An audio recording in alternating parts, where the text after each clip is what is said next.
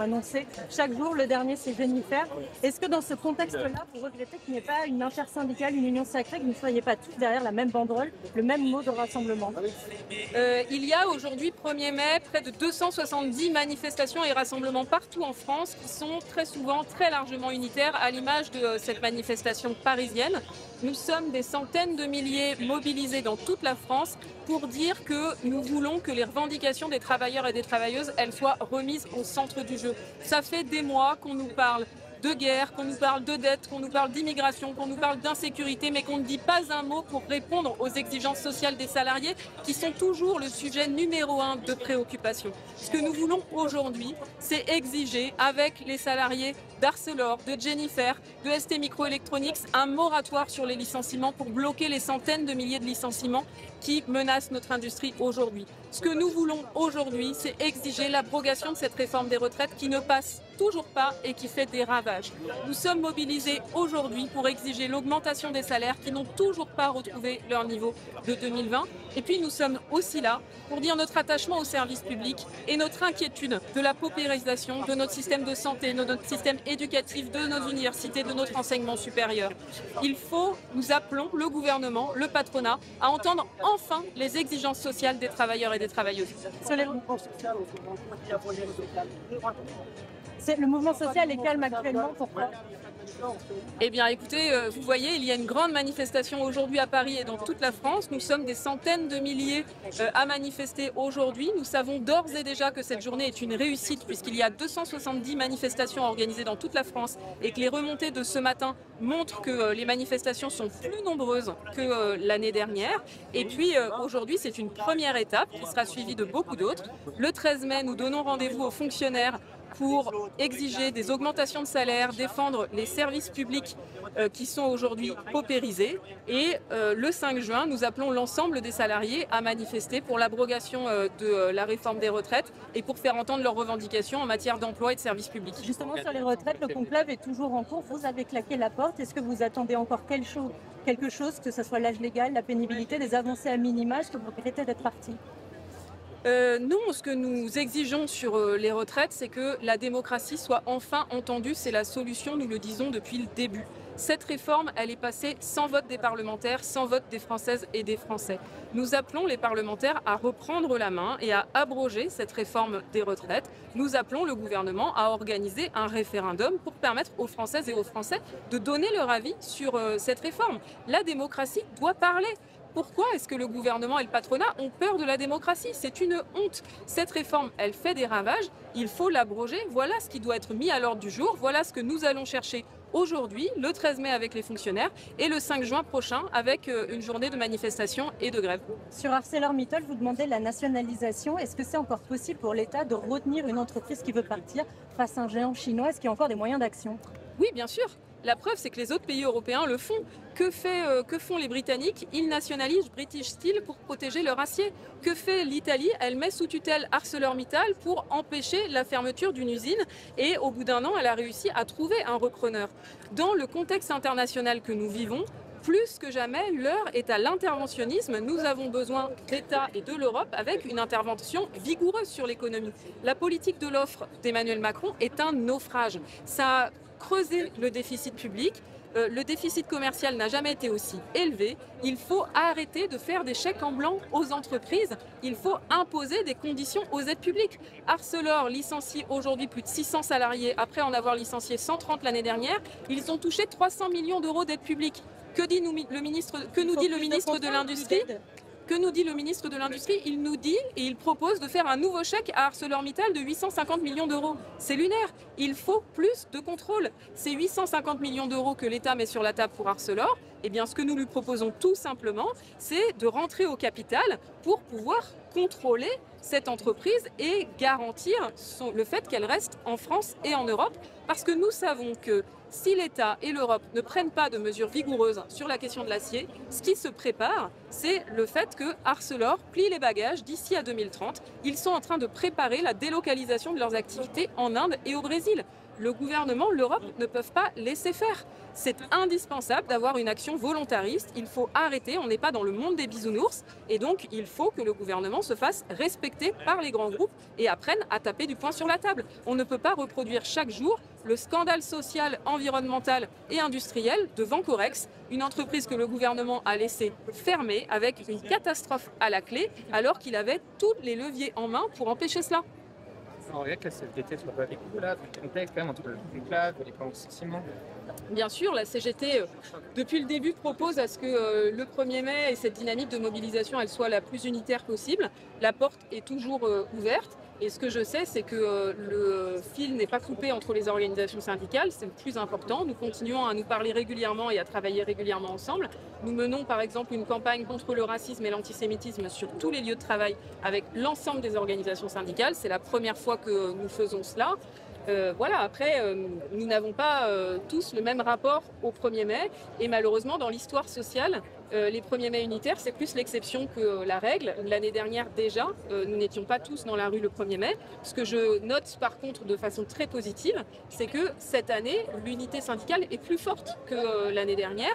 En témoigne le cortège parisien et en témoignent des dizaines d'initiatives et des dizaines de départements en France qui ont des périmètres unitaires très large, voire complet, avec la CFDT qui est présente dans de nombreux départements dans les manifestations aujourd'hui. Il y a aussi beaucoup de politiques. Certains sont du côté de Dunkerque, côté d'ArcelorMittal à gauche. Jean-Luc Mélenchon est dans le cortège parisien. Il y a certains syndicalistes ce matin qui ont crié à la récupération au coup de com'. Vous pensez quoi? Vous entendez quelque chose à la participation de ces partis politiques? Franchement, si on peut arrêter de nous parler matin, midi et soir de Jean-Luc Mélenchon alors qu'il a, pour le coup, aujourd'hui, rien dit ni rien fait, ça nous ferait des vacances. Juste après vous. Voilà. Et donc, le 1er mai, ça fait près de 140 ans qu'on manifeste le 1er mai. Et le 1er mai, il y a toujours eu des partis politiques en fin de cortège. C'est le cas aujourd'hui, comme tous les 1er mai. Rien de neuf sous le soleil. Il y a une dimension internationale aussi sur cette manifestation d'aujourd'hui. Qu'est-ce que vous dites, les syndicalistes qui viennent des États-Unis, de l'Argentine, de notre pays, avec lui, qui est arrivé déjà à pouvoir l'extrême droite? Aujourd'hui, dans nos cortèges, il y a de nombreux syndicalistes internationaux. Esther Lynch, la secrétaire générale de la Confédération syndicale européenne, est présente. Nous avons des camarades américains, des camarades ukrainiens, des camarades argentins, des camarades belges également et palestiniens qui sont présents ici.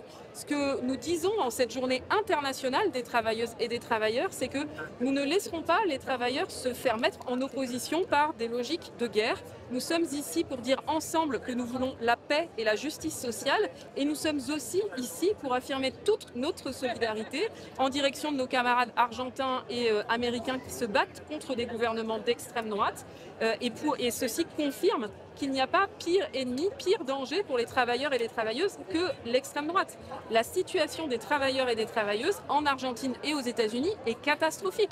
Aux États-Unis, les licenciements repartent à la hausse avec plus de 100 000 licenciements qui sont le fait directement de Donald Trump. C'est inédit dans l'histoire américaine. Les prix explosent et le pouvoir d'achat des travailleuses et des travailleurs s'effondre. C'est pareil en Argentine où le gouvernement Milei, en plus de s'attaquer aux libertés publiques, remet en cause le droit de manifester et privatise les secteurs entiers de l'économie avec une politique au service des milliardaires et des plus riches. Aujourd'hui, nous avons la confirmation que l'extrême droite est le parti des milliardaires. C'est le pire ennemi des travailleurs et des travailleuses.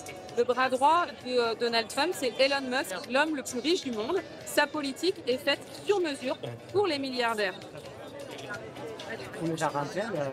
Quelle est la stratégie J'ai pas compris la question. Les protectionnistes, quelle est la stratégie des travailleurs dans les contre les Argentins? Ce que nous disons ensemble, c'est que nous ne voulons ni guerre commerciale, ni libre-échange généralisé. Les règles du commerce international doivent être revues pour que les droits de douane soient modulés en fonction des normes sociales, environnementales et fiscales. C'est un moyen indispensable pour empêcher le dumping et la mise en concurrence des travailleurs et des travailleuses. Depuis 20 ans, nous avons énormément souffert de cette mise en concurrence au niveau international avec une désindustrialisation massive de nos pays. Il faut protéger les normes sociales, environnementales et fiscales en faisant varier les droits de douane en fonction de cela. C'est comme ça qu'on pourra tirer vers le haut les droits des travailleurs et des travailleuses et qu'on arrêtera de nous mettre en opposition avec des travailleurs de pays en développement. Quelle est votre position sur la proposition de loi qui vise à autoriser les personnes de travailler au premier mai? Cette proposition de loi est un danger pour les travailleuses et les travailleurs. Elle vise tout simplement à nous voler à nouveau un jour férié, puisque cette proposition de loi, si elle était adoptée, elle permettrait d'étendre à la quasi-totalité des secteurs le travail le 1er mai. Ce n'est pas seulement les boulangeries et les touristes qui sont en jeu. C'est les magasins de bricolage, la grande distribution, etc., qui pourraient travailler le 1er mai avec la même situation que celle qu'on a connue pour le travail du dimanche. Au début, on nous appâte en nous disant « ne vous inquiétez pas, ça sera volontaire et avec une majoration ». Et au final, on le voit bien sur le travail du dimanche. Le volontariat a disparu puisque le travail du dimanche est même intégré dans le contrat de travail des salariés et les majorations sont de plus en plus faibles. Auparavant, le travail du dimanche était majoré à 50%. Maintenant, de plus en plus, il est majoré 10, 25% ou rien du tout. C'est le 1er mai comme jour férié et chômé. C'est un conquis des travailleuses et des travailleurs. Les patrons ont 364 autres jours pour nous faire travailler, qu'ils ne viennent pas nous casser la tête sur le 1er mai. Les organisations, la dispersion syndicale ne vous inquiète pas? Malheureusement, c'est classique pour le 1er mai, puisque c'est plutôt les 1er mai unitaires qui sont exceptionnels. Ce que je note aujourd'hui en ce 1er mai, c'est que ce 1er mai est plus unitaire que celui de l'année dernière. C'est ce qui devrait être relevé. On le voit dans cette manifestation parisienne et on le voit aussi partout en France où des dizaines de départements organisent des manifestations de façon totalement unitaire. Nous savons d'ores et déjà que ce 1er mai est une réussite. Nous recensons 270 manifestations dans toute la France. Nous savons que les manifestations qui se sont déroulées ce matin ont accueilli plus de manifestantes et de manifestants que l'année dernière.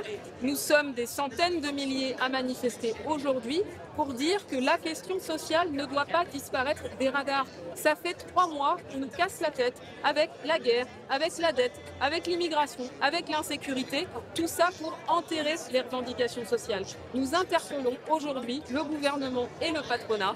Nous ne les laisserons pas faire. Nous sommes ici pour dire que cette réforme des retraites, elle ne passe toujours pas. Il faut l'abroger car elle fait des ravages. Nous sommes ici pour dire qu'il faut augmenter les salaires qui n'ont pas retrouvé leur niveau de 2020. Nous sommes ici pour défendre nos services publics qui vont très mal à l'image des hôpitaux qui sont exsangues et de nos universités et de nos instituts de recherche.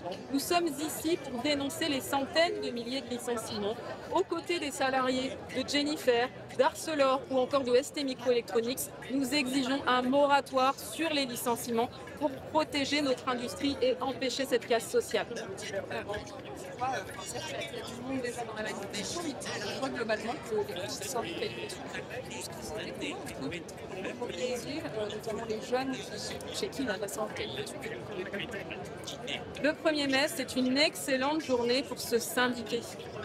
Nous voyons aujourd'hui que face au gouvernement, au patronat, à l'extrême droite qui est organisée au plan mondial, nous avons besoin d'être plus forts, nous les travailleuses et les travailleurs. Pour être plus fort, il faut se syndiquer. C'est ce qu'ont prouvé les salariés de la fonderie de Bretagne qui, au bout de 9 mois de lutte, viennent de gagner le sauvetage de leur entreprise et le sauvetage de 266 emplois. Jamais personne, tout le monde pensait que c'était impossible. Ils l'ont réussi, ils ont fait mentir tous les pronostics. Pourquoi? Parce qu'ils sont massivement syndiqués à la CGT. Et donc j'appelle tous les travailleuses et les travailleurs du pays à se syndiquer aujourd'hui, en ce 1er mai. Il n'y a pas de plus belle journée pour se syndiquer qu'un 1er mai. C'est comme ça qu'on reprend la main sur notre travail, sur notre avenir et qu'on peut s'affirmer face au patron.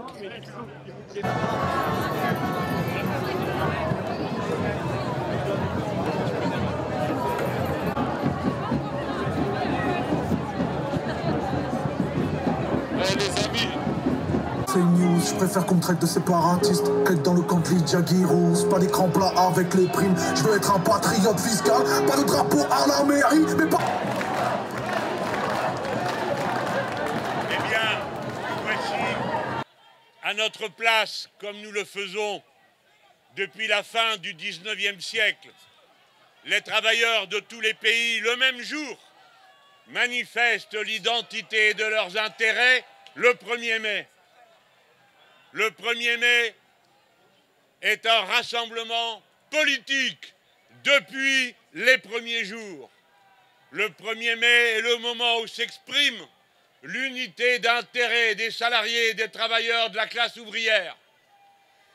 Et à tous ceux qui nous font des grands discours sur la valeur travail, avec plein de patates chaudes dans la bouche pour en parler, comme s'ils étaient inspirés par je ne sais quelle transe, ils oublient de dire que plutôt que la valeur travail, c'est la valeur du travail dont ils devraient parler, sa valeur intellectuelle et sa valeur salariale.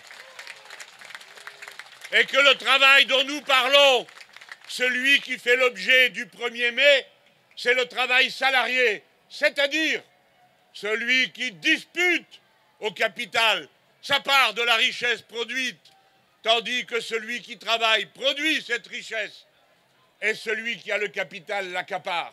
Voilà ce que signifie le 1er mai. Et si abstrait que cela puisse paraître à cet instant, je sais que la plupart d'entre vous comprennent et adhèrent totalement à ce que je suis en train de dire. Et quand bien même y sommes-nous depuis la fin du XIXe siècle, ce sera encore et encore pendant les années qui viennent, quand bien même nous subissons en ce moment des revers. Le travail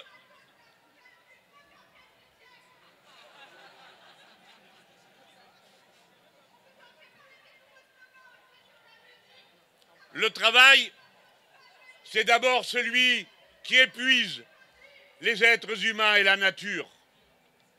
Le travail, c'est celui au nom duquel nous protestons pour pouvoir disposer de nos existences.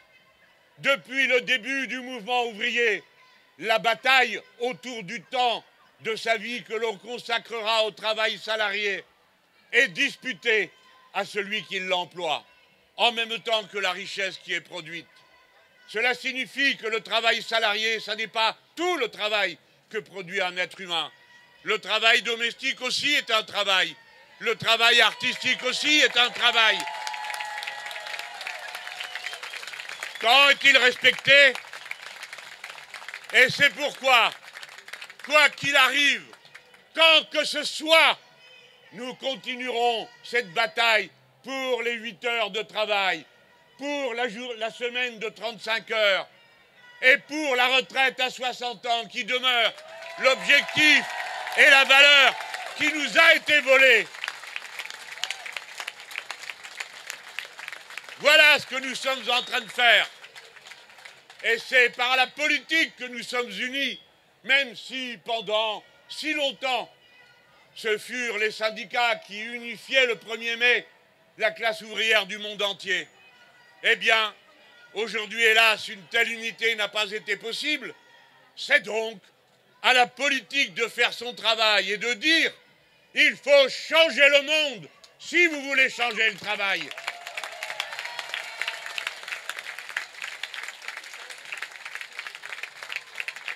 À cette heure, dans le monde entier, on voit s'abattre des méthodes qu'on croyait disparues ou perdues dans les sables du temps. Je reviens du Canada où on a inventé pour les migrants ce qu'ils appellent un emploi fermé. C'est-à-dire que si vous êtes migrant, aussi longtemps que votre patron vous garde au travail, vous avez le droit à votre permis de séjour. Mais vous le perdez instantanément si le patron décide qu'il ne veut plus de vous.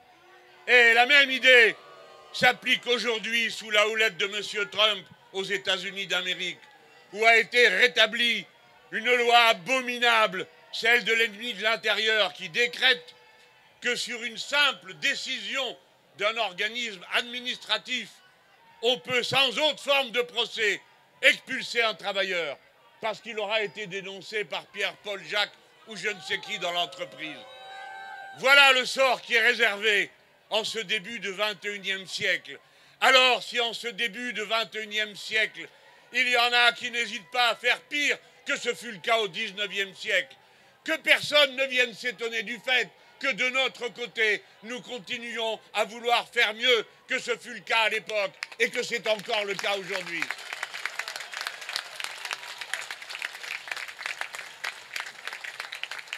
Les migrants sont les victimes qui permettent de faire peur à tous les autres.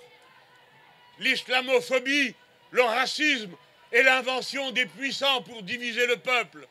Et quand vous faites le 1er mai, tout soudain vous réalisez que sur la terre entière, les salariés réclament les mêmes choses, si bien que c'est le social, la classe ouvrière, les salariés, le peuple qui affirme le caractère universel de l'humanité, puisque tous les êtres humains aspirent au même petit bonheur, vivre dignement de son salaire, ne pas épuiser son corps ou ses nerfs au travail. Tous les êtres humains, quelle que soit leur religion, leur genre, leur couleur de peau, l'universalisme est fondamentalement de notre côté et nous en sommes fiers et nous en assumons la responsabilité.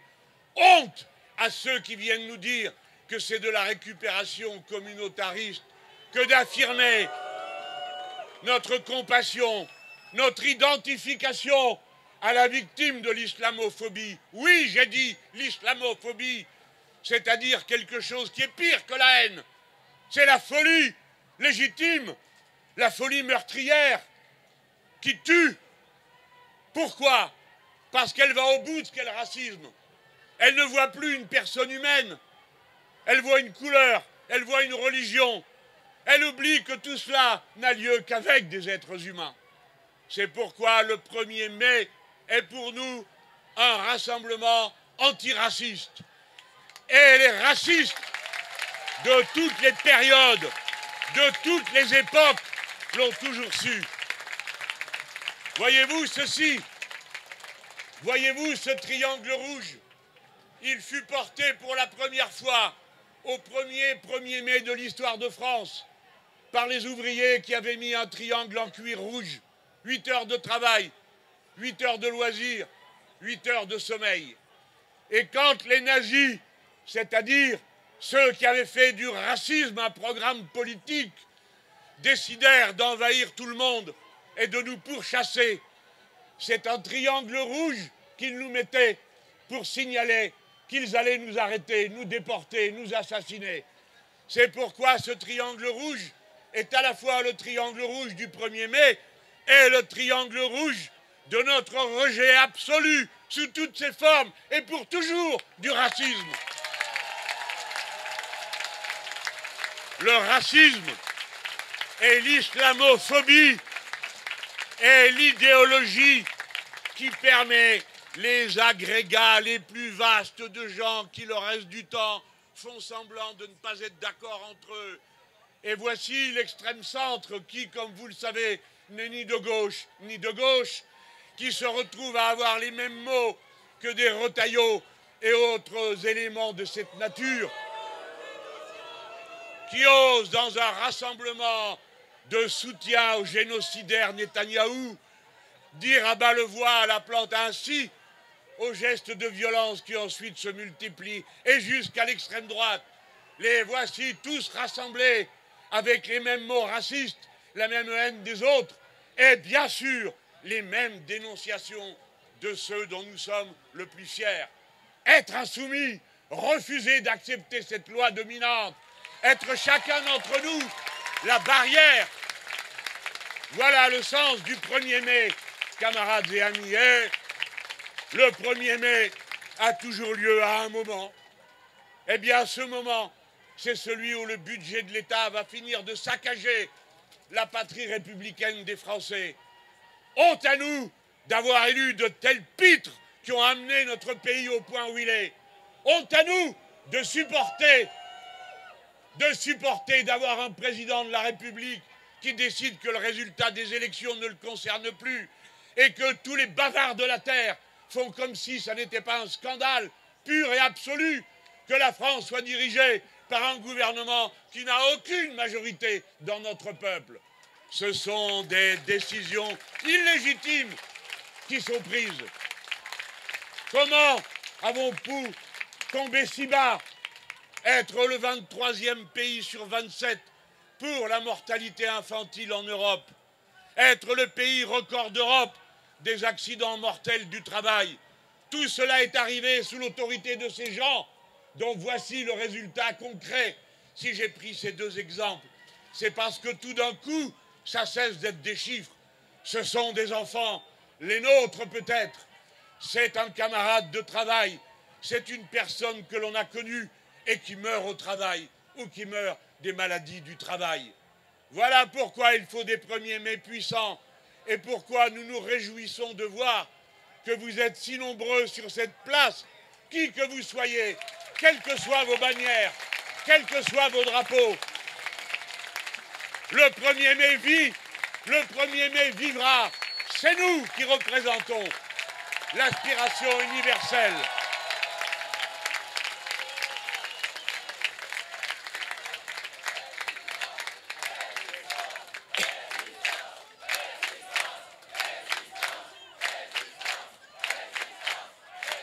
Quelle que soit leur nationalité, qu'ils soient ukrainiens ou qu'ils soient russes, le salarié meurt à la guerre, pas celui qui l'a décidé. Qu'il soit de quelque religion que l'on veuille. Pour finir, la guerre est toujours le fléau qui d'abord foudroie les mêmes, et seul par la communauté de ses intérêts, le peuple, les peuples, manifestent leur refus de la guerre et leur envie de vivre, vivre, vivre comme on voudrait pouvoir vivre et survivre à Gaza en dépit du génocide. Frères et sœurs, si éloignés que vous soyez à cet instant de souffrance, depuis cette place parisienne, que tous les Gazaouis sachent que notre cœur est avec eux, que l'horreur nous serre la gorge en voyant comment nos enfants, nos parents, nos aînés, nos compagnons et nos compagnes sont assassinés de sang-froid par des criminels de guerre, dont je jure qu'ils seront punis s'ils nous passent sous la main et que nous sommes le gouvernement insoumis.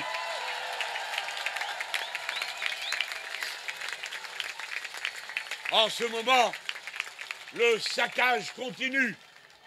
En ce moment, défilent à Dunkerque les ouvriers d'ArcelorMittal, ces gens qui ont fait des bavardages, la droite et les autres, avec leur air important. Ils veulent réindustrialiser. Mais pas un seul d'entre eux ne se donne le mal de dire quoi et comment. Parce que ça ne veut rien dire. Ça ne veut dire que si on désigne où et quoi et comment on veut redevenir souverain. Eh bien, je dis, on ne peut pas faire la bifurcation écologique. On ne peut pas fabriquer les milliers de machines dont nous avons besoin pour faire des énergies alternatives en mer, dans l'air et sous la luminescence si l'on n'est pas capable nous-mêmes de produire les aciers et les métaux spéciaux dont on a besoin dans ce pays. Je rappelle qu'Arcelor a été intégralement recapitalisé par le peuple français du temps où c'était une entreprise nationalisée et que les gros malins qui nous commandent et qui nous ont expliqué sur tous les tons que la propriété privée c'était tellement mieux que la propriété de l'État, que le marché c'était tellement génial. Oui, ils l'ont dit tout ça. Eh bien aujourd'hui, ArcelorMittal, qui s'est servi dans notre pays avec la complicité de tous ceux qui, quelques mois auparavant, continuaient à gorger cette entreprise d'argent public et ont continué encore après. Alors, nous ne permettons pas qu'on vende ou qu'on ferme les usines d'Arcelor. C'est la raison pour laquelle nous demandons la nationalisation d'Arcelor. Et le 13 mai, oui, nous serons là avec les autres pour manifester avec eux. Et nous vous disons ceci, puissant. Votre maître, Monsieur Trump, votre maître a avoué devant la terre entière, non, ce n'est pas la main visible du marché qui règle les prix et la compétition entre les produits. Il a avoué Il a dit non, ce n'est pas ça, c'est l'État. Quoi? Brejnev est revenu, c'est lui qui l'a dit. C'est l'État, avec des droits de douane, qui va fixer les prix. Il importe dans son pays une inflation terrible. Et les imbéciles qui disent, eh bien, nous allons riposter, importent dans notre pays une inflation que le peuple aura ensuite à payer. Ce n'est pas de cette manière qu'il faut régler la compétition. Il faut le régler avec intelligence. Si les Nord-Américains ne veulent plus de nos marchandises, il n'y a qu'à les vendre à d'autres. Et si nous voulons produire moins cher qu'un Nord-Américain, il n'y a qu'une chose à faire. Acheter tout ce qui nous manque chez les Chinois, parce que ça coûte moins cher chez nous que chez eux. Et voilà comment on rend la monnaie de sa pièce au dominant, à l'impérialiste, qui vient nous dire que nous devons tous payer 5% de la richesse de notre pays pour acheter des armes américaines. Nous ne marchons pas dans cette combine. Nous ne voulons pas préparer une guerre dont nous savons qu'elle se finira par la guerre. Qui prépare la guerre organise la guerre. Qui prépare la paix se prépare à en jouir. Voilà la vérité. Voilà pourquoi, pour nous, c'est si important de changer la règle du jeu. Mesdames, Messieurs, vous avez tous compris, j'en suis certain, que si vous ne changez pas la règle du jeu, toujours on se moquera de vous. Si vous continuez à élire des présidents qui ont tous les pouvoirs et que personne ne contrôle, parce que c'est ça qu'il y a dans la Constitution, alors vous finirez par avoir des gens qui décident que quel que soit le résultat des élections, ça ne les concerne pas. Et cela, dans n'importe quel pays du monde, ça s'appelle une tyrannie.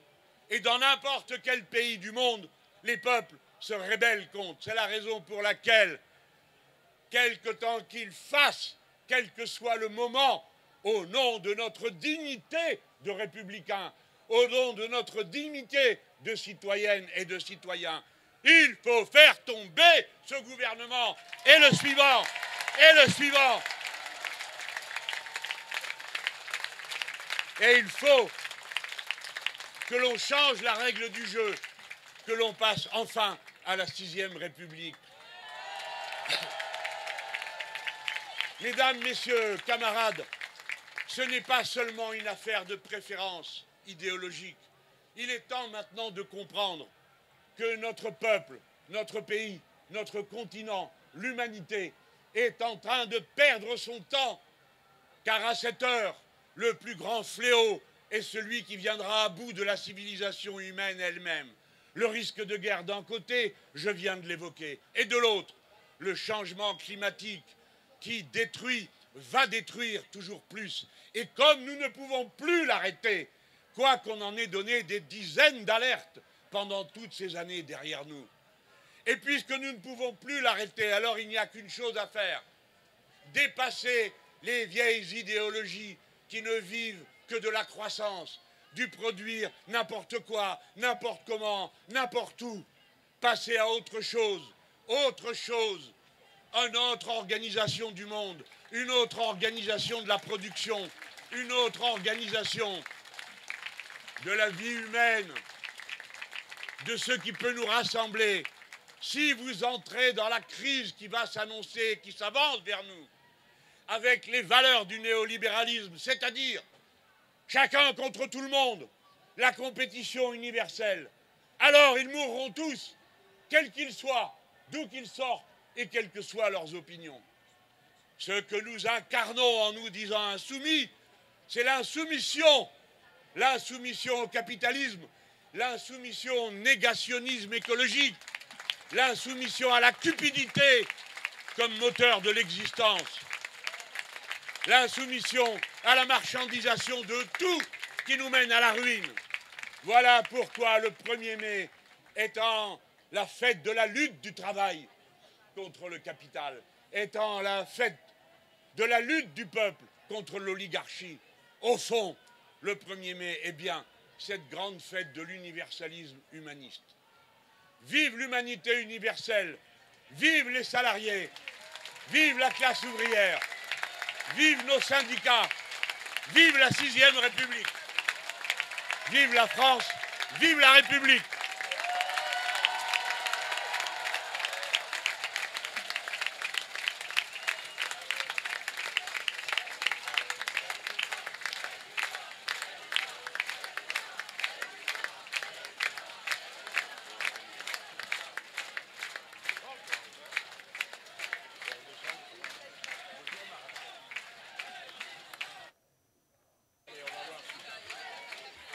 Vous savez chanter l'International?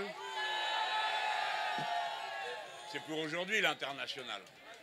Debout les damnés de la terre, debout les forçats de la faim, la résultante dans son travers, c'est l'éruption de la faim, du passé, faisons table rase, tous les esclaves, debout, debout, le monde va changer de base, nous ne sommes rien, soyons tout, c'est la lutte finale, groupons-nous et demain, l'international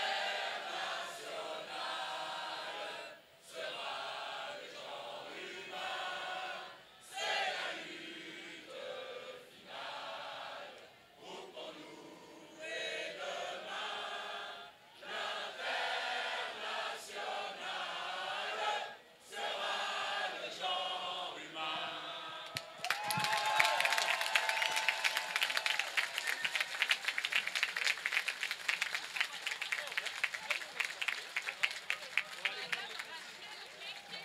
Machin dans ma race, tranquille ou calme, crâne dans la joie, je faisais ma santé ce qu'on parle.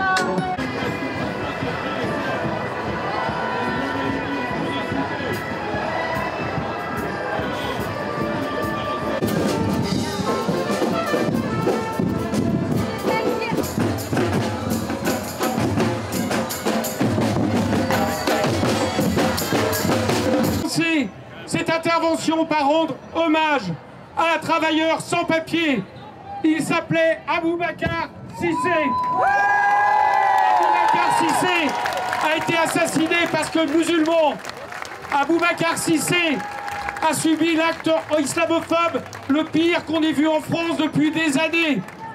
Mais Aboubacar Cissé était aussi un de ces centaines de milliers de travailleurs, maliens ou autres, qui toute la journée, tous les mois, toute l'année, enrichissent notre pays, produisent les richesses, travaillent dans le bâtiment, travaillent dans la sécurité, travaillent dans le nettoyage, travaillent dans les restaurants, tous les endroits, tous les secteurs où si les travailleurs sans papier n'existaient pas, ces secteurs s'arrêteraient tout net. Disons-le très clairement, Aboubacar Cissé, il a été tué symboliquement une deuxième fois par Monsieur Retailleau. Monsieur Retailleau, qui pour expliquer qu'il n'avait pas reçu sa famille, a expliqué qu'il n'avait pas pu la recevoir parce que Aboubacar n'avait pas de papier. Cette déclaration est une déclaration de classe. C'est une déclaration de classe et une déclaration raciste. Parce qu'il faut être en dehors de la vie et de la société pour ne pas trouver tous ces travailleurs qu'on veut rendre invisibles et qui produisent les richesses. Tous ces travailleurs qui depuis des années se mobilisent parce que notamment ils ne veulent pas qu'on les exploite et que derrière cette exploitation, il y a cette exploitation capitaliste qui consiste à baisser toujours ce qu'ils appellent le coût du travail et ce que nous appelons le prix du travail. Voilà à quoi sert le fait d'avoir des travailleurs sans papier. Il n'y a pas de différence entre les travailleurs sans papier et les travailleurs tout court. Ceux-ci, bien souvent, payent leurs cotisations, payent leurs impôts et en tout cas payent de leur sueur le travail absolument nécessaire à la nation. Les travailleurs sans papier, ils sont là en France parce que l'économie capitaliste en a besoin. Soyons clairs, c'est le même phénomène que lorsque des colonies, on amenait des bateaux entiers de travailleurs pour faire fonctionner nos usines automobiles. C'est exactement le même phénomène aujourd'hui. Sauf que quand, dans le même temps, on décide que l'immigration doit être réduite à zéro, ce qui est absolument stupide pour un pays qui a toujours été un pays d'immigration, eh bien on ne leur donne pas de papier. Alors nous, ce que nous disons aujourd'hui, c'est que nous demandons la régularisation de tous les travailleurs et les travailleuses sans papier. Nous demandons demandons la régularisation de tous les étudiantes et les étudiants sans papier. Nous demandons la régularisation de tous les élèves scolarisés et de leurs parents. Et vous verrez que cette addition fait en sorte qu'en réalité, nous demandons la régularisation des sans-papiers dans ce pays. Nous demandons cette régularisation parce que ce pays doit se tourner vers une politique d'accueil digne et non pas une politique qui renvoie à la marginalité, à la peur, à la menace policière des centaines de milliers de nos concitoyens. Alors oui, il faut régulariser les travailleuses et les travailleurs sans papier. Et si jamais il était question d'expulser des gens de ce pays, eh bien il faudrait expulser, en regardant leurs entreprises, tous ceux qui aujourd'hui menacent de partir parce qu'on exige qu'ils payent l'impôt. Voilà ceux qui mériteraient aujourd'hui d'être déchus de leur nationalité. Régularisation des travailleuses et des travailleurs sans papier, non au racisme, non à l'islamophobie. On se retrouve tous le 11 mai pour manifester tous ensemble contre l'islamophobie. Je donne la parole tout de suite à Mariama de la coordination nationale de coordination des sans-papiers et de la marche des solidarités.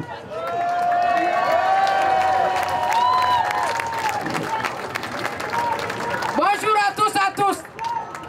On vous remercie tous d'abord d'être là aujourd'hui. Chaque jour c'est une nouvelle étape. Je m'appelle Mariama Sidibé, porte-parole de la marche Solidarité, intercollectif, les jeunes mineurs de Paris.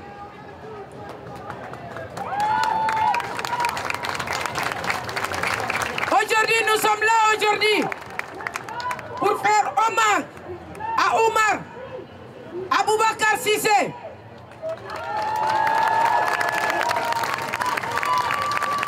Oui, aujourd'hui on dit, nous sommes des sans-papiers.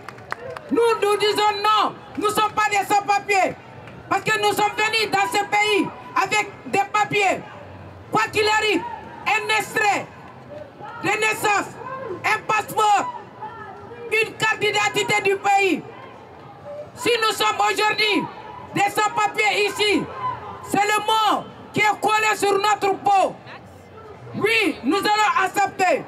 Mais ça ne veut pas dire que nous sommes des esclaves. Nous sommes tous des travailleurs et travailleuses.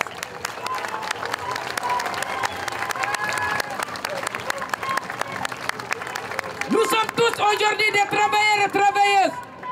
C'est la journée internationale des travailleurs et travailleuses. C'est une journée de paix. C'est une journée de paix pour tout le monde. C'est pour cela nous disons stop à cette guerre, stop à la discrimination,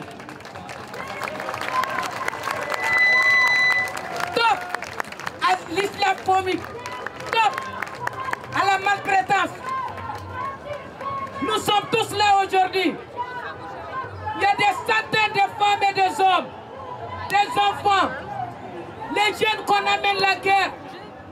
C'est eux l'avenir de demain. Nous sommes tous des travailleurs et travailleuses. Nous ne sommes pas là pour voler. Nous ne sommes pas là pour tuer. Nous sommes des sans-papiers, oui. Nous travaillons dur. On se réveille à 5 h du matin.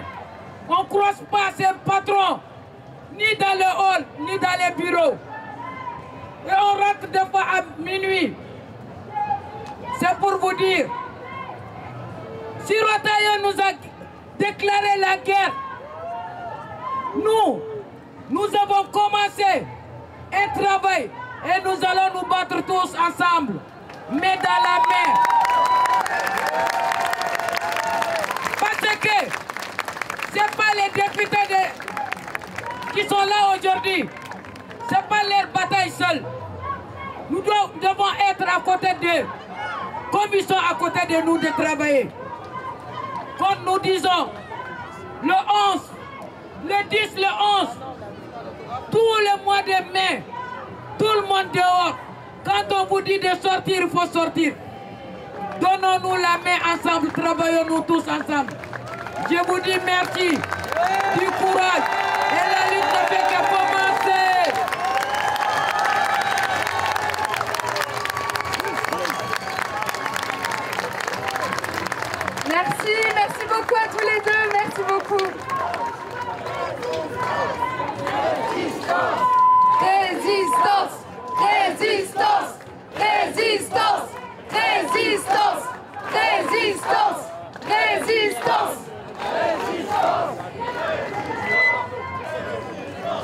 Les camarades, vous l'avez compris, le 11 mai, dimanche prochain, il va falloir être très nombreux et très nombreuses dans la rue contre l'islamophobie. Et pour lutter contre ça, et pour en parler, on accueille maintenant Amal Bentoussi et Yacine Benyetou.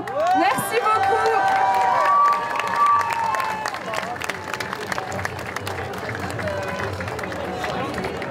Le 25 avril, Aboubacar Cissé a été lâchement tué par un islamophobe. Ce qui a permis la mort d'Aboubacar Cissé, c'est la parole raciste, décomplexée, islamophobe des partis politiques successifs qui se sont succédés ces dernières années.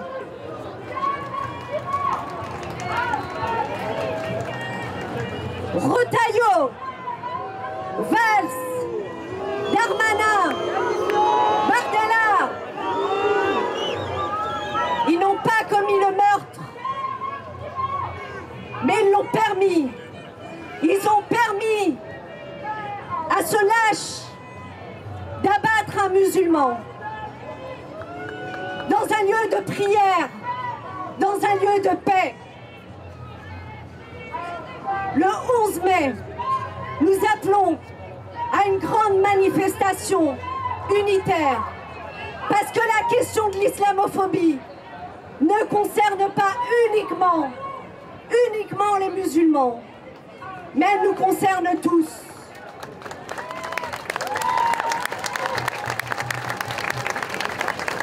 Elle ne concerne pas uniquement la diaspora malienne. Elle ne concerne pas uniquement les Maliens ou les Arabes ou les Noirs. Elle concerne toute la société. Donc le 11 mai, soyons nombreux contre l'islamophobie, contre le racisme, contre le fascisme grandissant dans ce pays. Parce que si on n'y prend pas garde, les musulmans d'aujourd'hui deviendront les juifs d'hier. Et je vais reprendre une citation de Frantz Fanon qui disait « Ouvrez grand les oreilles, quand on parle des juifs, c'est qu'on parle de vous ».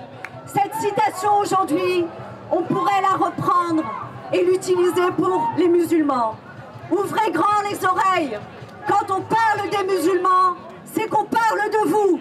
Rendez-vous le 11 mai, partout en France.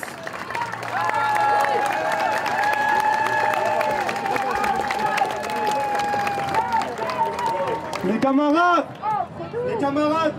je vais prendre la parole au nom de la campagne Espoir, Dignité, Résistance, une campagne contre l'islamophobie. Alors, on a tous compris, on est dans un moment de rupture et la question de l'islamophobie va être centrale dans les prochaines années. On l'a tous compris. Et l'acte islamophobe, le crime islamophobe qu'on a vu, et surtout derrière les silences très éloquents, que ce soit du gouvernement, mais que ce soit également d'une bonne partie de la gauche qui a su choisir ses mots et qui, méthodiquement, consciemment, choisit de parler d'actes anti-musulmans et de ne pas parler d'islamophobie, l'air de dire que ce racisme ne serait pas structurel.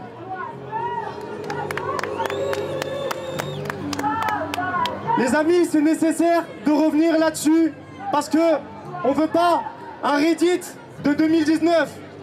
En 2019, on a marché contre l'islamophobie et il y en a qui avaient foot.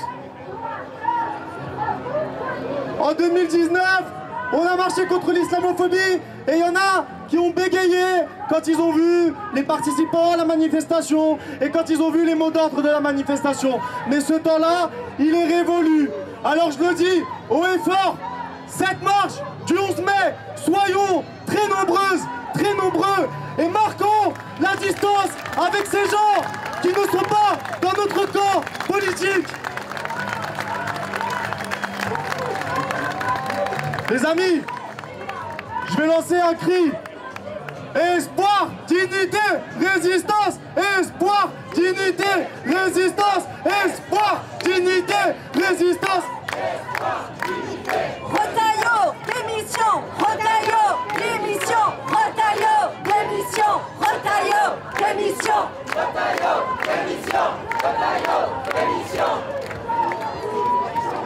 Résistance! Résistance! Résistance! Résistance! Résistance! Résistance! Résistance! Vous l'avez entendu dans toutes les précédentes interventions, cette manifestation du 1er mai est là pour organiser une contre-attaque. Et pour organiser cette contre-attaque, qui de mieux sur ce camion que Vincent Dié, secrétaire général d'Attaque. Bonjour à tous et à toutes, et je rejoins bien sûr les appels qui ont été faits précédemment à la marche du 11 mai. On y sera aussi également en tant qu'association intermondialiste, parce qu'effectivement la lutte aujourd'hui contre le racisme, contre l'islamophobie, elle est centrale. Elle fait partie effectivement de toutes les mesures et de toutes les politiques de justice sociale qui doivent reprendre la main avec toutes les forces de ce pays. Alors j'ai pris un petit papier, ce qui me semblait important de rappeler quelques chiffres. Moi-même j'ai tendance à les oublier tellement ils sont énormes, et je crois qu'il faut avoir la mesure du vol auquel on a affaire aujourd'hui. Depuis 2017, on a eu droit à 207 milliards de cadeaux fiscaux pour les ultra-riches. Ça correspond à peu près à un quart de l'augmentation de la dette sur la même période. Cette dette qui aujourd'hui justifie aux yeux du gouvernement toutes les restrictions budgétaires, toutes les attaques sociales, tous les reculs et toutes les attaques contre les droits des travailleurs. Ces mesures fiscales, elles privent le pays de recettes fiscales et elles augmentent l'endettement. Le seul secteur qui est véritablement en croissance aujourd'hui, c'est celui des dividendes. Et en la matière, la France est vraiment championne, y compris au niveau européen, avec 70 milliards de dividendes versés en 2024 aux actionnaires. Le patrimoine des plus grandes fortunes, des 500 plus grandes fortunes en France, a plus que doublé en 2017. Il est passé de 600 à plus de 1200 milliards l'année dernière. Et c'est dans ce cadre-là, alors que effectivement tous ces bénéfices sont faits, que tous ces profits s'engrangent, que toutes ces inégalités se creusent, que le gouvernement inscrit dans le cadre de l'Union européenne annonce et soutient un plan pour le réarmement de 800 milliards d'euros. Tout ça n'est pas bien sûr le fruit du hasard. Cette idée qu'il faudrait effectivement relancer l'économie européenne par l'économie de guerre est un choix politique face auquel il faut résister massivement. Bien entendu, on doit discuter aujourd'hui des questions de défense, des questions de sécurité. On doit discuter du soutien aux Ukrainiens, mais pas en justifiant les attaques sociales, pas en justifiant les reculs budgétaires et les coupes dans les budgets sociaux. Alors oui, ces chiffres que j'ai donnés, ils sont bruts, ils sont nets, ils sont très clairs. Ils expriment des choix de classe, et c'est ces choix qu'il faut toujours marteler auprès du gouvernement. Vous n'êtes pas sans savoir que le gouvernement a depuis quelque temps des petits problèmes pour faire passer ses budgets. Cette lutte qu'on a pour d'autres budgets, pour des choix sociaux, pour des choix pour la bifurcation écologique, il faut reprendre aussi la main. Le climat ambiant fait que effectivement la droite essaye de nous orienter uniquement sur les questions de racisme, etc. Il nous faut à la fois mener effectivement la lutte contre l'islamophobie dès le 11 mai, mais il nous faut aussi nous battre pour la justice sociale, pour la justice fiscale, pour la bifurcation écologique, et j'en suis sûr, ce sera l'objet de nombreuses luttes dans les semaines et dans les mois à venir. Merci à tous, bonne manif du 1er mai et à très bientôt dans la rue dès le 11 mai.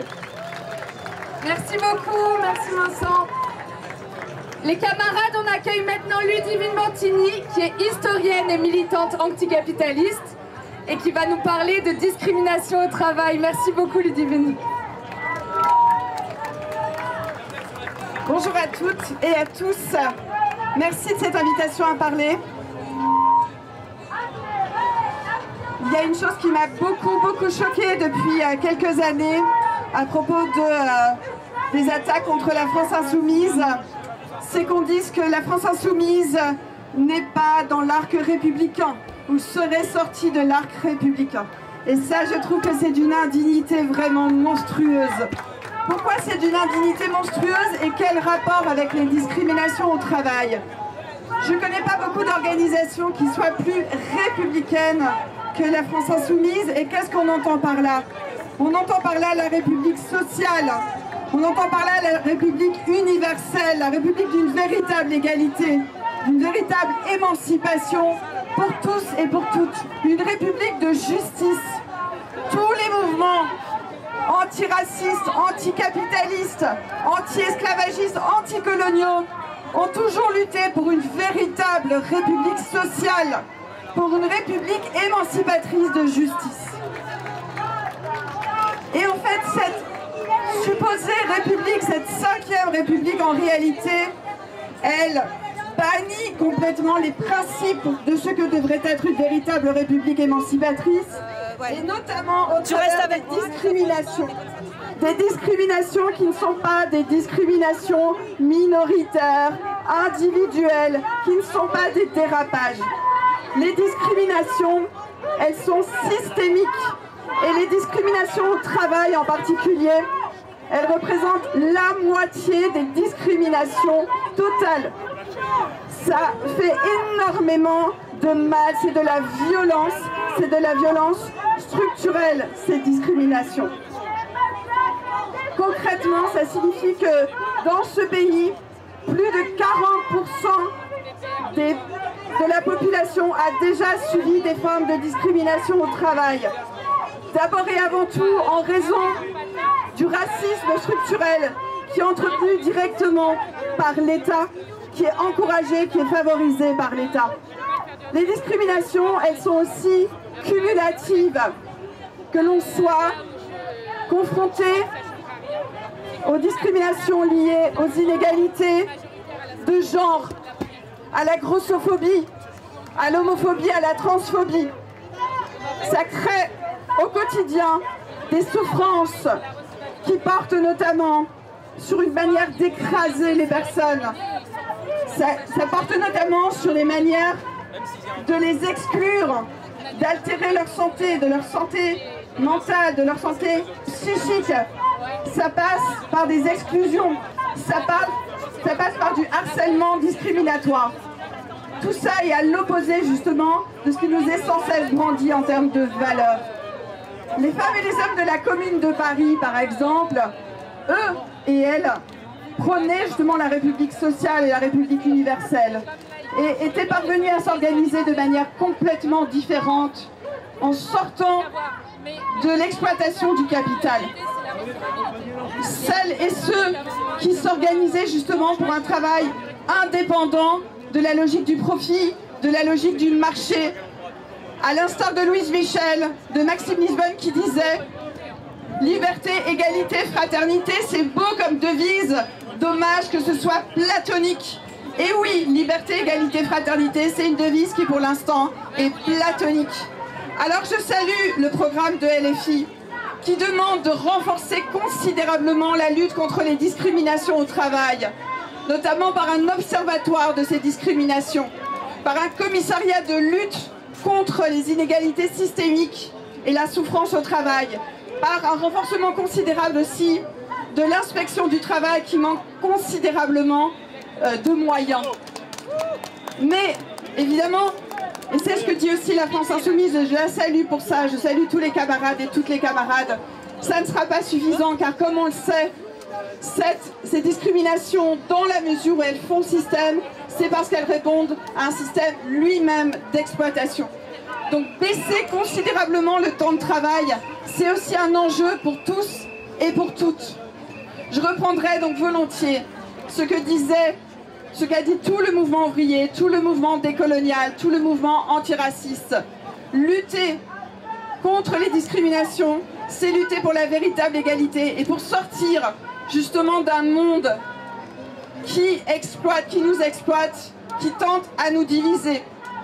Donc vive la République sociale et universelle, la vraie, la seule. Vive nos luttes dans une perspective émancipatrice. Merci beaucoup. Des classes de maternelle où il n'est pas rare d'avoir plus de 30 élèves par classe. Comment accepter cela?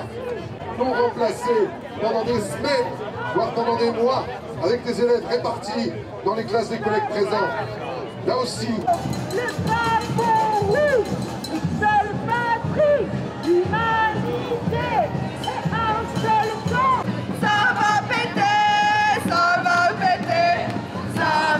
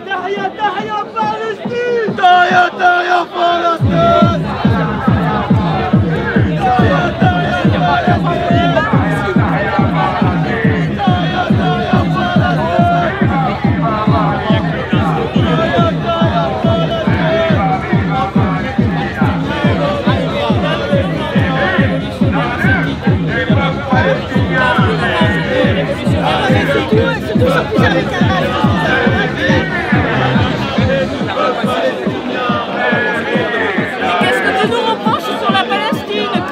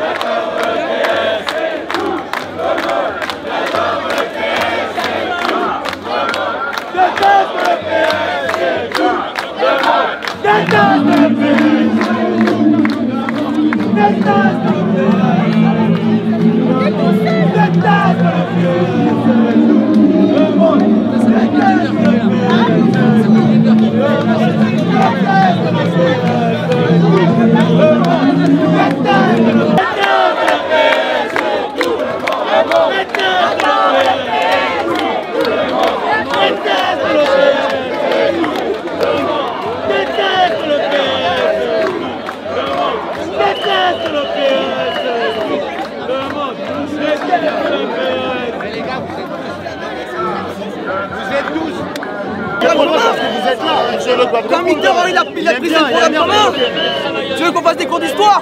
Vous êtes là depuis les années 80, vous n'étiez rien avant. Blum il a vendu l'Espagne, il a vendu le fascisme. Bien sûr. Et Kronstadt, on parle de Kronstadt, on parle de Kronstadt. Du Kronstadt, c'est quoi le rapport? Non, je suis DNPA moi. Je suis DNPA moi. Je suis pas DNPA.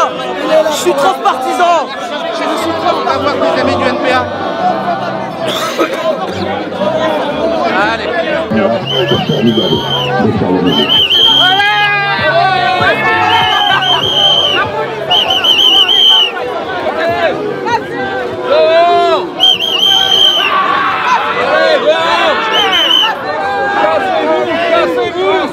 Cassez-vous!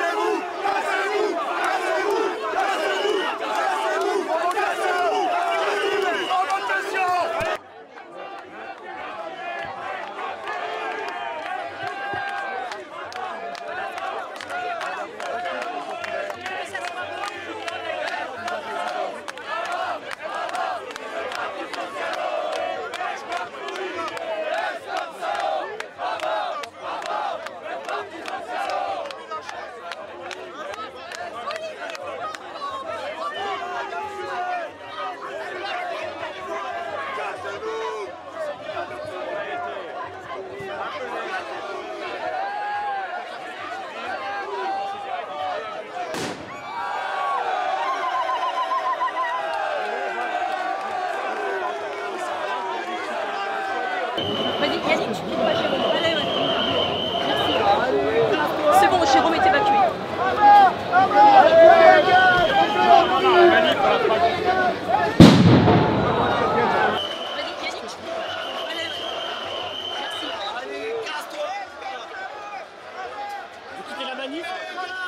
Non, la manif, on la fera jusqu'au bout. La croix Clampin qui va nous emmerder. Monsieur Guet ? Ouais. Non, on quitte jamais la manif du 1er mai parce qu'il y a les ennemis des travailleurs qui sont là. C'est les gens qui détournent et dénaturent un mouvement social, l'hommage du 1er mai. C'est ainsi. Vous sent touché, monsieur Gatch. On vous sent touché. Mais non, mais c'est... Il y en a qui viennent se faire prendre des claques. Qu'est-ce qui se passe, monsieur Gatch?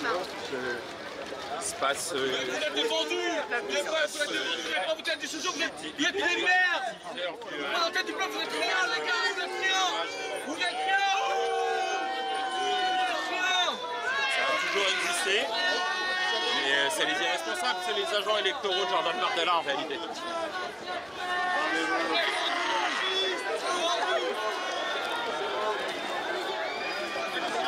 Ah ouais, quelqu'un casse. Attention.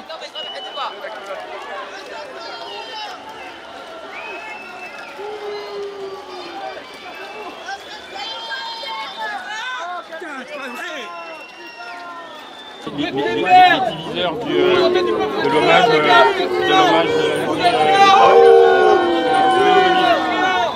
ça a toujours existé, mais c'est les irresponsables, c'est les agents électoraux de Jordan Bardella en réalité.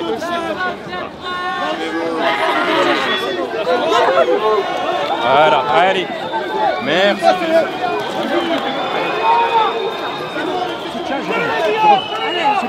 Merci.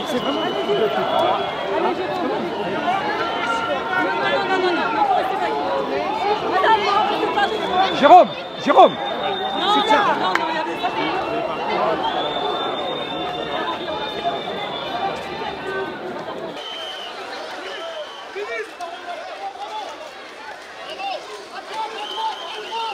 Regardez pour vous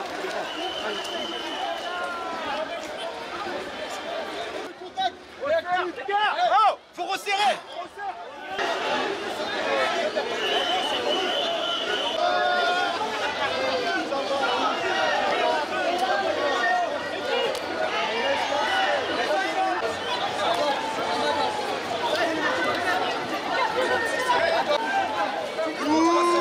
Regarde, il a rue des Wallons avec nos interpellés pour voir.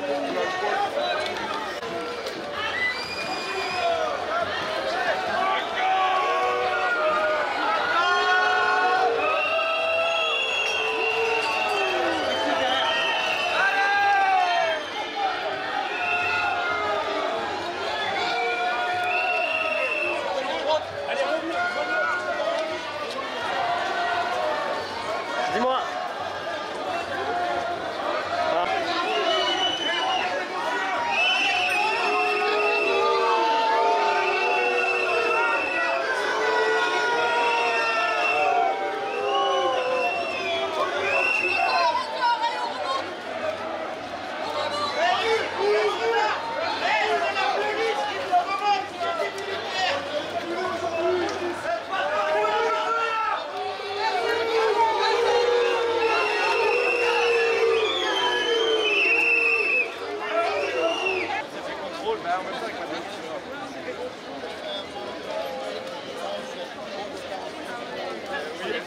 Juste ici, donc.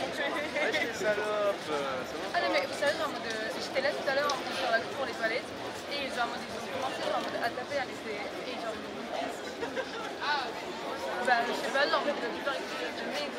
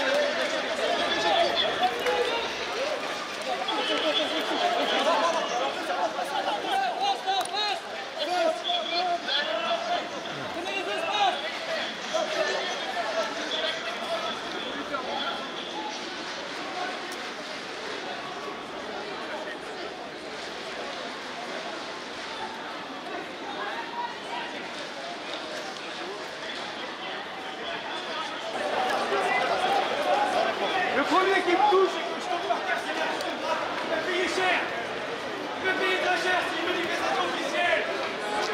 Acceptée par la préfecture. C'est pas loin de nous sortir une manifestation. Allez, syndicats! Allez, syndicats! C'est pas empêché de passer. Allez, les syndicats, continuez. C'est votre merde. Continuez. Tapez-moi, tapez-moi.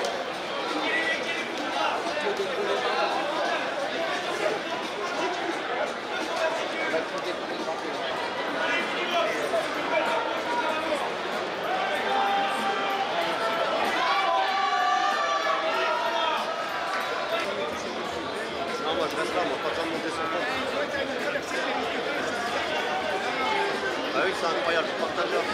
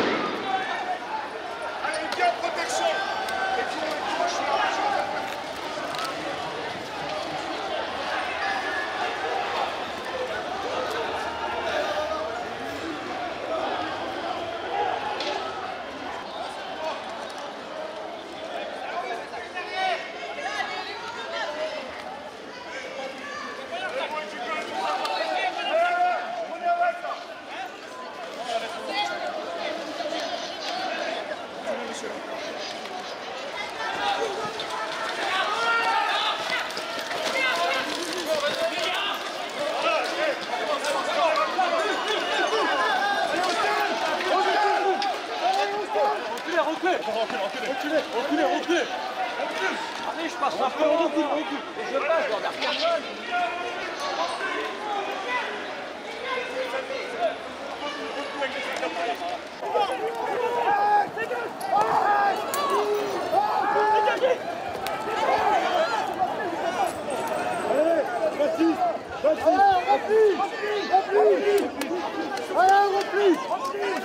Repli les gars.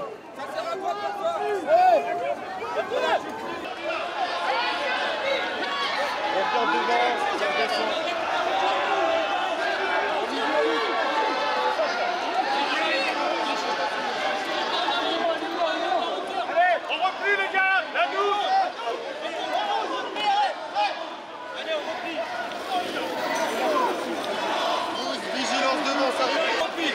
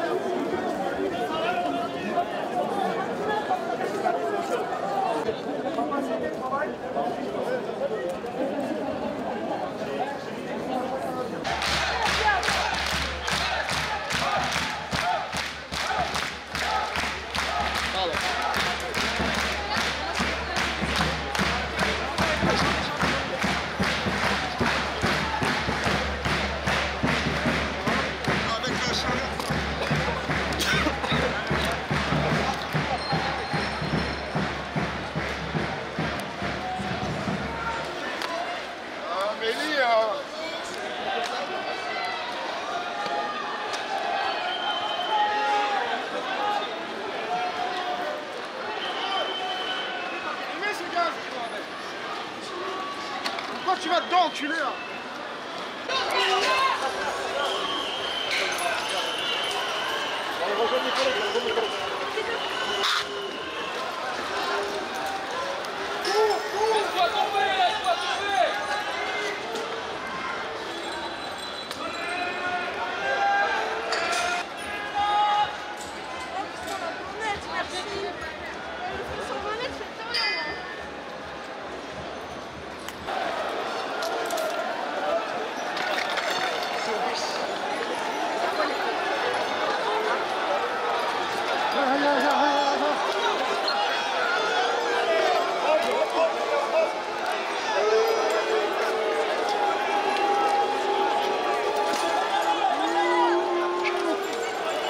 Je suis pris entre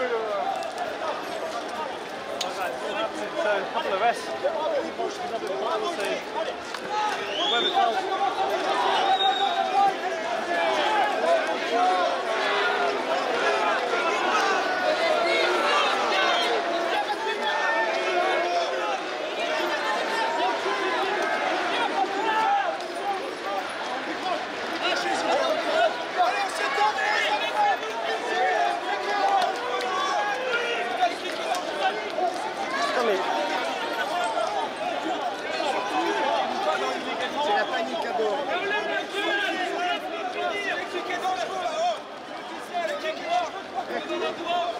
C'est quoi là?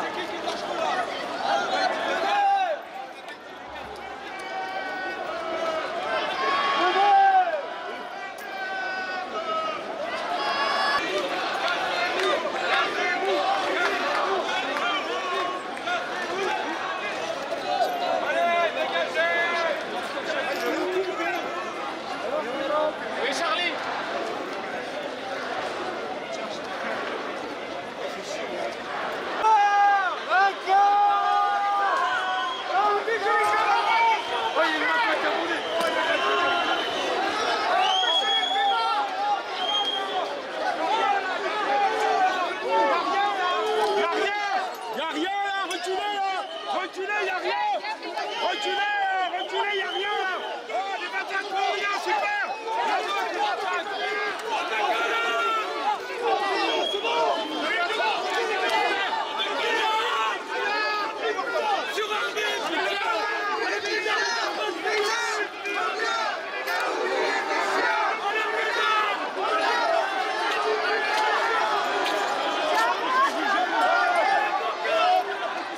Vous passerez tous à la guillotine, les gars.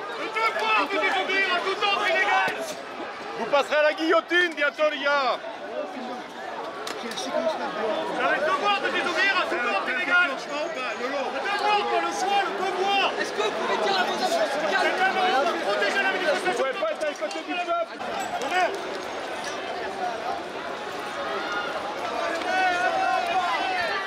Bienvenue en live.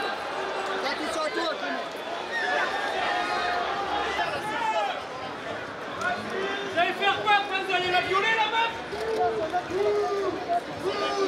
Oh merde, bâtard!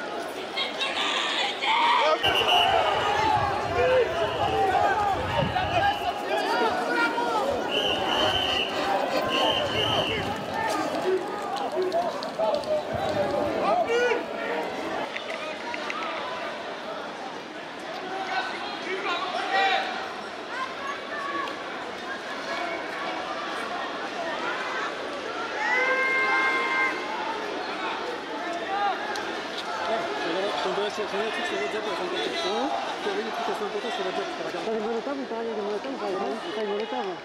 Il n'y a pas de Molotov. Avancez, vous êtes dans le gaz là. Regarde après. Avancez, le gaz, ils vont tuer. C'est vraiment sous mes yeux, mais vraiment... Avancez. Le gaz, ils vont tuer. Recule encore, recule. On laisse un peu passer.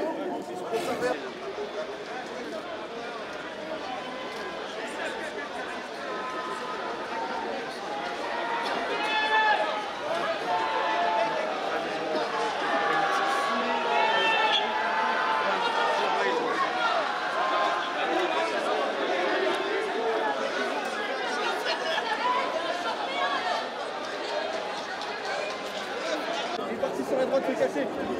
Il y a un masque, il y en a un qui le masque, il a des lanières bleues. Le masque, il a des lanières bleues. Voilà, le masque.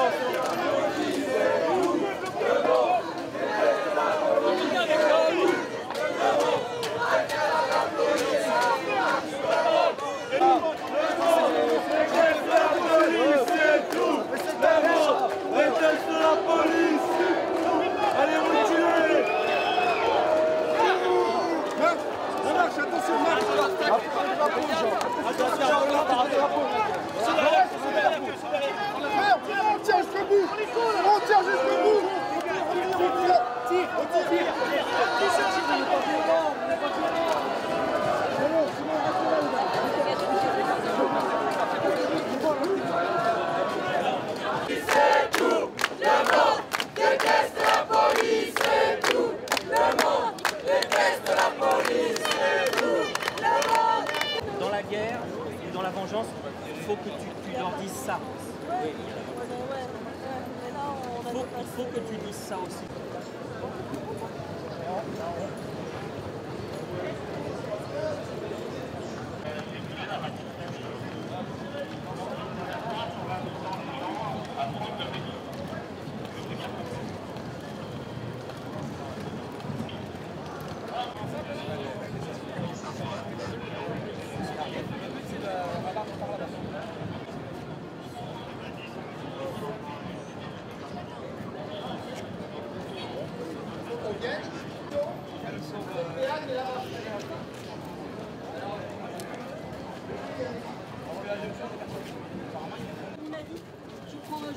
Tu prends Trône de l'autre côté et allez.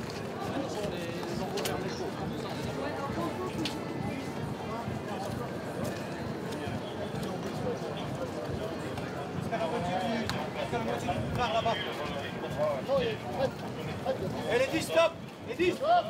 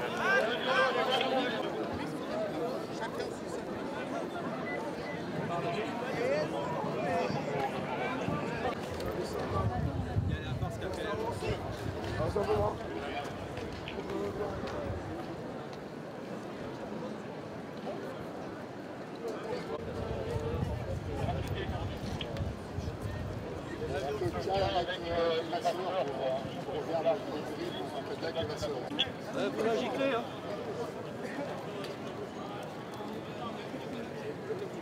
Allez, on y va. Allez, marche. Continue. On avance pour la progression tranquillement. Droit devant, droit devant. Droit devant, les gars.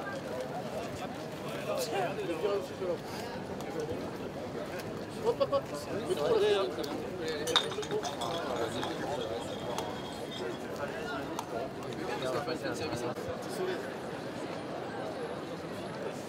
On passera à travers, les gars. On passera à travers.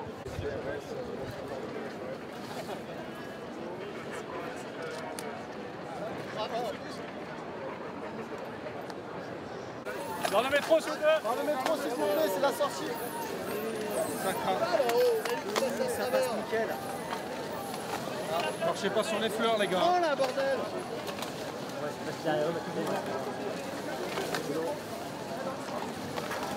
On pousse, hein. On pousse pas vers le centre. Hein. Il faut que tu aies une ligne. Il faut une ligne droite. C'est à qui ça?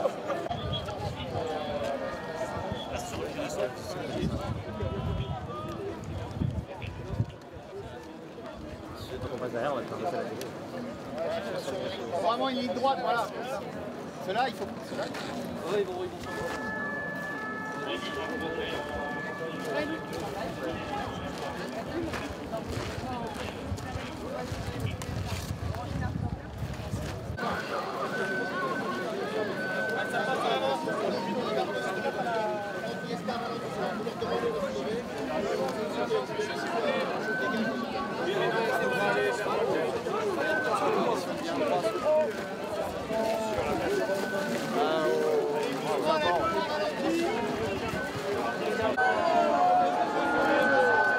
Vas-y, monsieur, c'est par là. Je vais dire au revoir, attends, je vais dire au revoir à ce moment. On se voit la semaine prochaine.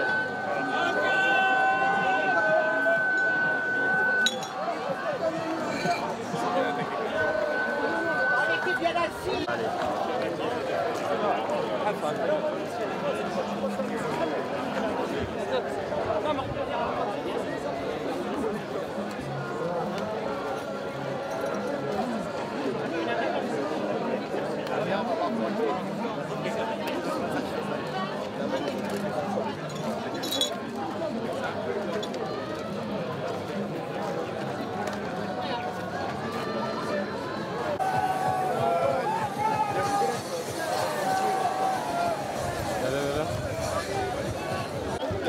Non mais soit vous êtes gentils, soit vous êtes des cons en fait.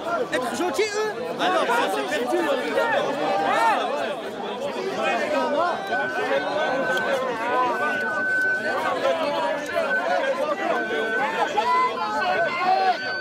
Oui, énergie, nous avons le temps de capacité de la prouver, et nous allons la pure, l'énergie de l'air, nous la cherchons, nous la roulons, chaque individu dans son individualité est capable de l'extraire de lui-même.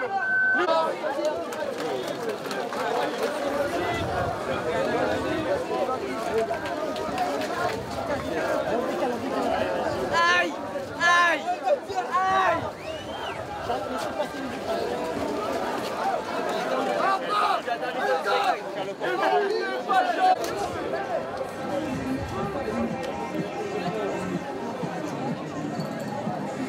Voilà, ma éclaté là.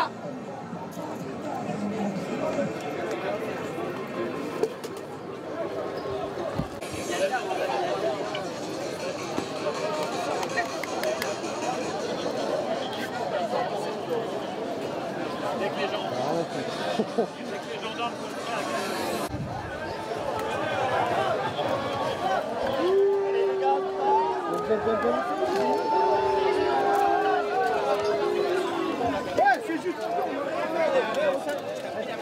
Il est pas là. Oui, donc j'ai dit, bah, en fait, après, n'oubliez pas que la rédac nous achèterait les images de club. Non, mais j'ai dit, c'est pas possible en ce moment. Ah ouais? Parce que Sacha il veut pas?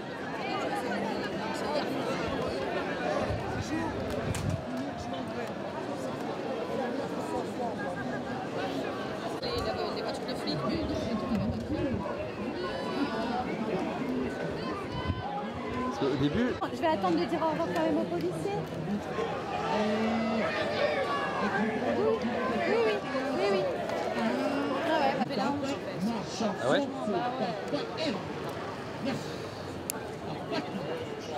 T'as racheté là?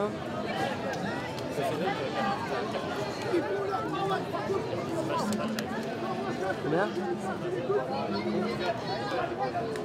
Mais non, mais c'est... Liberté!